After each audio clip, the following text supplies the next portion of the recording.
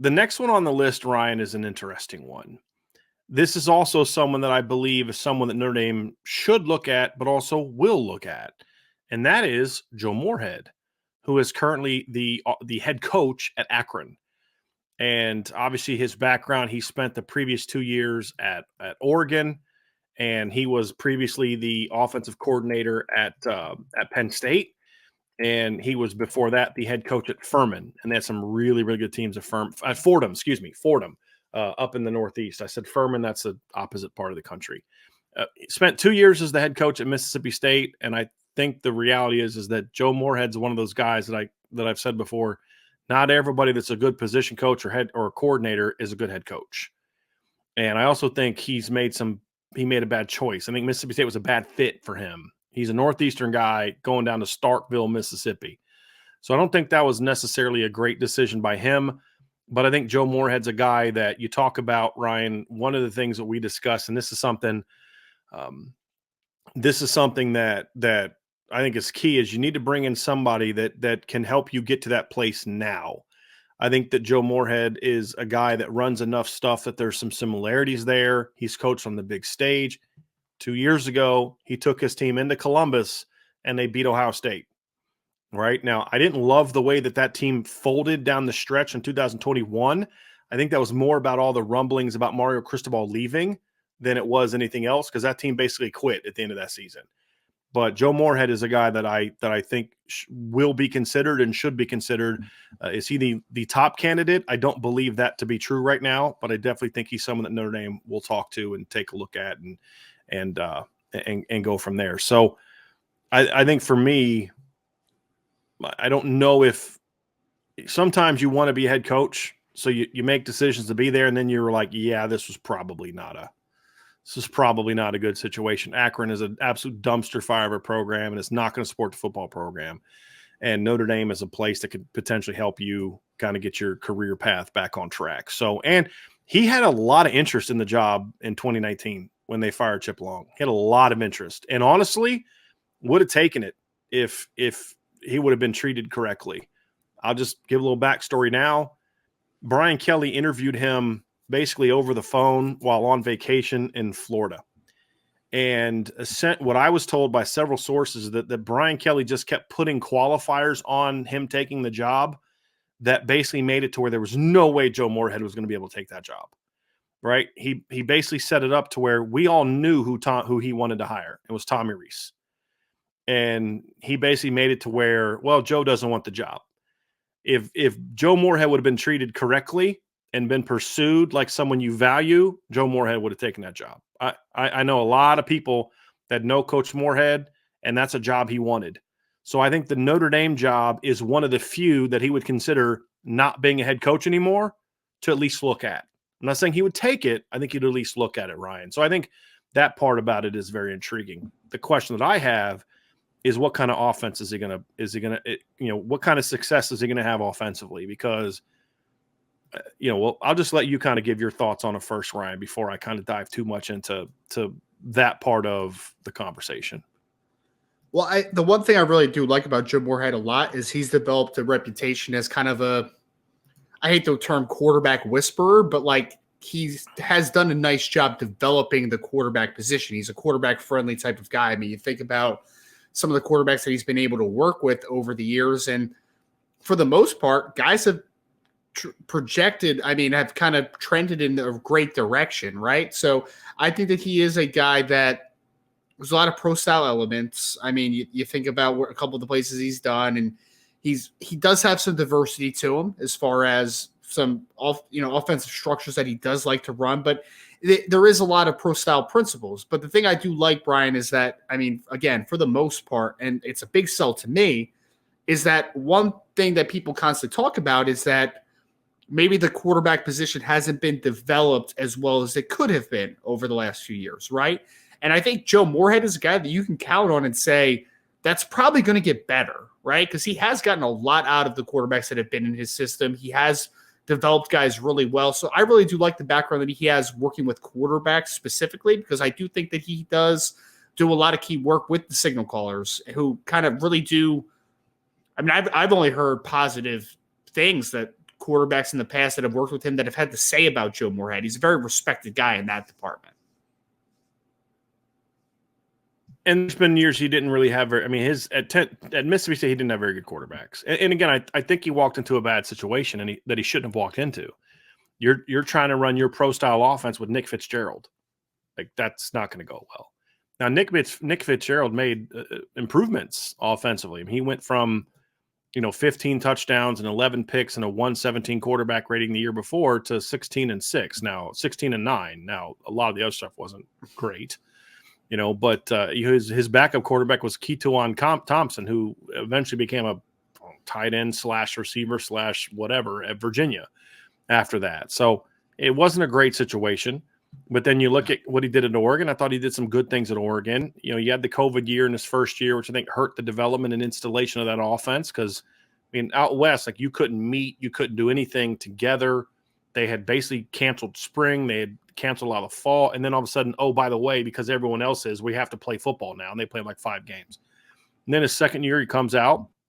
And again, they were rolling for a while. And I think that team just kind of quit late. Because if you remember in November, you started hearing all those rumors about how Cristobal was going to leave for Miami. And then they just kind of basically faded down the stretch.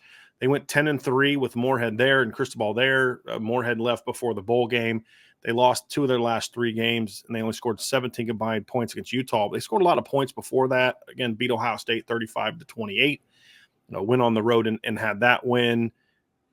But he was working with Anthony Brown. I think helped turn Anthony Brown into a guy that is a backup quarterback and started a game in the NFL this year. So he hasn't worked with a ton of great quarterbacks. That's the thing is, Ryan, it's not like he's had, like you'll say, well, yeah, he had success there because – look who he had at quarterback. I mean, the best quarterback he's ever coached in college is the kid from Penn State, Trace McSorley. Think about that. The best quarterback he's ever been able to coach in college was Trace McSorley.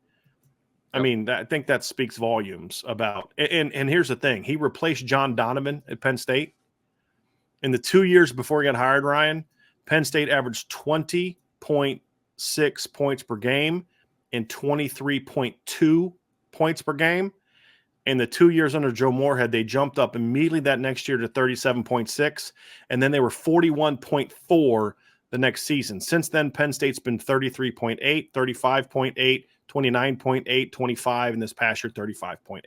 Never came again close to the 2 years that they had under Joe Moorhead. Now, it helped. You had this cat there named Saquon Barkley. He's pretty good, right? But the year before, they also had Saquon Barkley, and they were at 23.2 points per game. The year before, they had Tracy McSorley and Christian Hackenberg, and they were 23.6 points per game. Hackenberg goes pro. He's got Tracy McSorley, and in first year, Tracy McSorley has 29 touchdowns, 8 picks, averages 9.3 yards per attempt. In 2017, it was 8.4, so that went down a little bit, but the completion percentage went way up, 28 touchdowns and 10 picks. He has had quarterbacks that can't run. Anthony Brown cannot run, right? He's not a runner. He is a passing quarterback, so they didn't really run a whole lot with Anthony Brown. A little bit, really not much at all. And so actually, no, they ran with Anthony Brown more than they should have, to be completely honest with you. I'm thinking of the kid the year before. But he has had quarterbacks that can run, but he also has had quarterbacks that don't run a lot. And he'll, like you said, he'll adapt to that. With Trace McSorley, he had a guy that could run, so they ran with him. So, but I think he's a guy that doesn't need that. I went back and looked at his Fordham years back when I was looking at him in 2019, and they had years where the quarterback didn't run the ball a whole lot.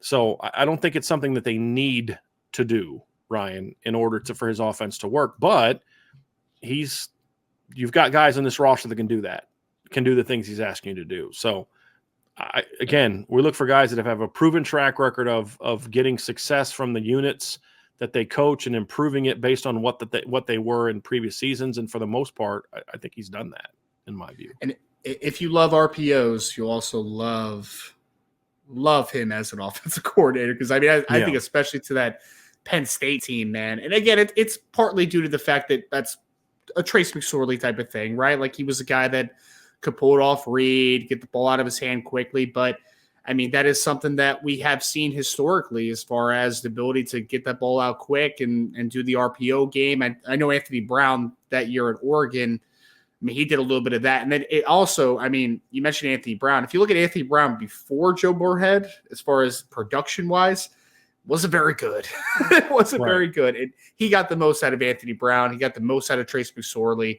So again, I think he's a really quarterback-friendly offensive coordinator. He has shown that he can get the most out of those guys. There's no doubt. Yeah, and there's some people talking about what he did at Akron, and again, I think that's a bad way to look at it. He was the head coach at Akron, number one, and Akron is probably one of the worst jobs in America, if we're going to be honest. And there's a lot of things working against them, but you look at it, they had 72.6 yards per game this year and 5.1 yards per play. The year before, they were 339.4. The year before that, 281.2. The year before that, 243.2. The year before that, 294.4. So they did make a big jump this year from what they were before. And then points per game, they were 21.8. That's not good. No one's going to sit there and say that that's good.